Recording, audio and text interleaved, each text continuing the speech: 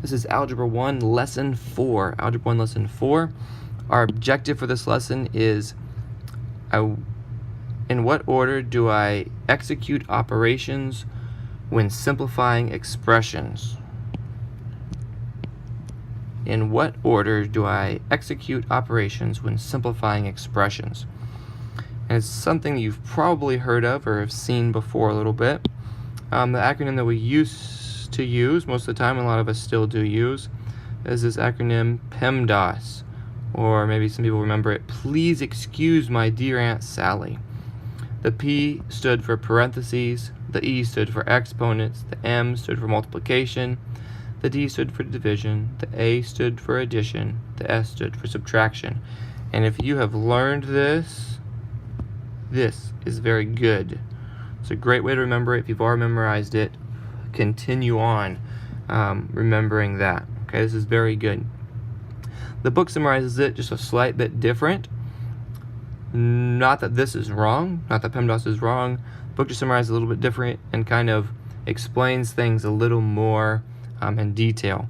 So the book breaks it down into 4 steps. The first one is work inside grouping symbols. This is what we used to call P, that parentheses over here, which is absolutely correct because grouping symbols, one kind of them is parentheses, but it kind of adds a little bit more to that because grouping symbols might also look like, okay, so these are some grouping symbols, right? Like 4 plus 7, that'd be an example of a grouping symbol.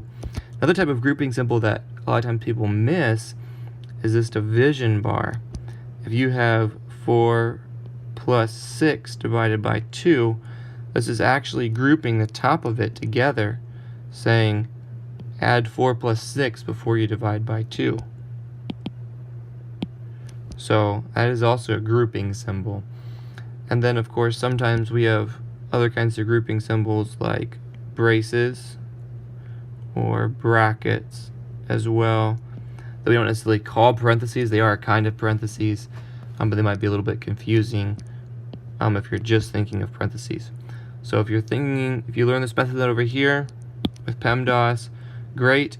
Just make sure you remember what parentheses means. Actually means grouping symbols. Next one here is simplify powers and roots. This is what before we just used the E for exponents, and exponents is another name for powers. And later you'll learn that roots can also be written as powers, but it just kind of looks different. So powers might be something that looks like 3 to the 4th power, kind of like we're talking about in the last lesson. A root might be the square root of 4. This is also a kind of power exponent. So just remember that. So exponents, and also just add a little bit to that in your definition. The next one would be multiplication, division. It groups those together. And then it just simply says do those from left to right. So if we had 3 times 5 plus 6 divided by 2, it says you do this one before you do that one. Which, there you go. So it just says, kind of adds that from left to right. So again, this is what they used for both the M and the D is combined there in step 3. And then likewise for step 4, notice it says add and subtract. So that's going to be your addition and subtraction, your A and your S. And again, it adds that left to right in there, just as a way to kind of give you, because you're like, oh, I have 2 different addition signs. Which one do I do first? Well, do the one on the left before you do the one on the right. Will keep everything working well. So that's order of operations. So let's just see if we can practice a few of those, and I'll turn you loose on your homework. This is just like example 1 in your book, so you could read through example 1. It'd be slightly different than this, but similar in method. So we're going to go through that. First thing we're going to do is the step 1, the grouping symbols. I see a couple different grouping symbols. Here's one, and here's a second one. So I'm just going to start on the left 4 times 5 is going to give me 20. I haven't used this plus 3 yet, so I'm just going to write it. Times 6 plus 2 is 8. Okay, now I still see two different operations, so I'm not finished yet. There's a plus sign and a minus and a multiplication sign, plus and multiplication, or addition and multiplication more properly said. So then I'm going to do this multiplication because that's going to come up in step 3 versus in step 4. Notice I got to skip over step 2 because there's no exponents. So the next thing I'm going to be doing is this 3 times 8. 3 times 8 is 24. And then this is that 20.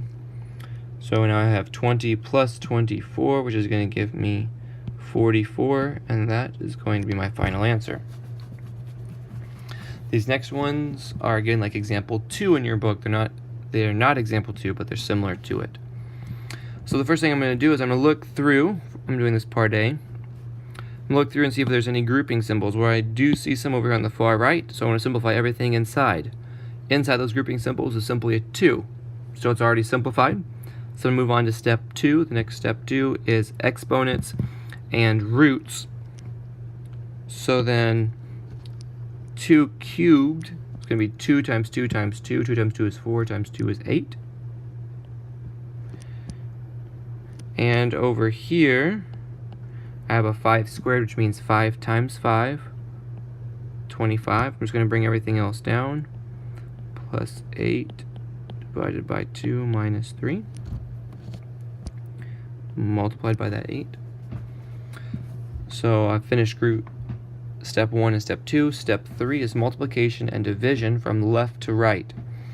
So as I look over here, this is an addition sign. I'm looking for multiplication or division. Oh, here's a division sign, so I'm going to do that.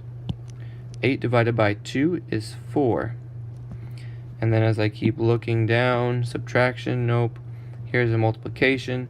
So 3 times 8 is 24.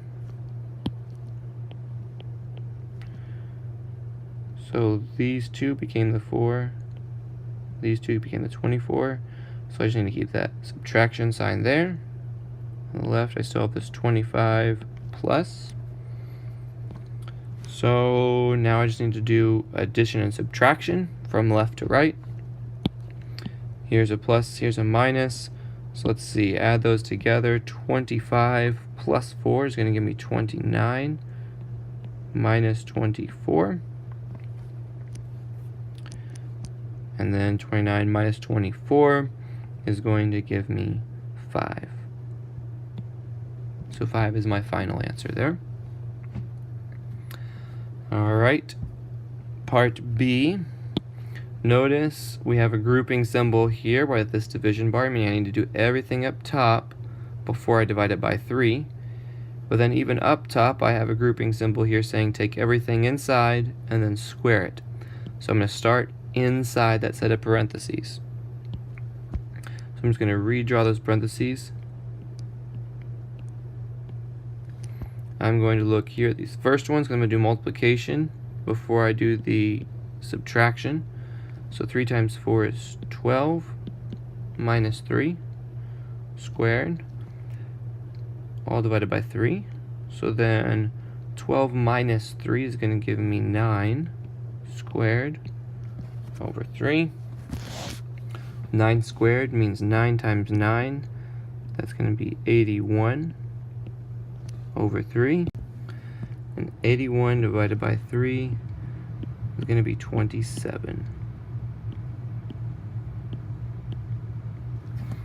Alright, your homework is down here in the bottom, as you probably already seen.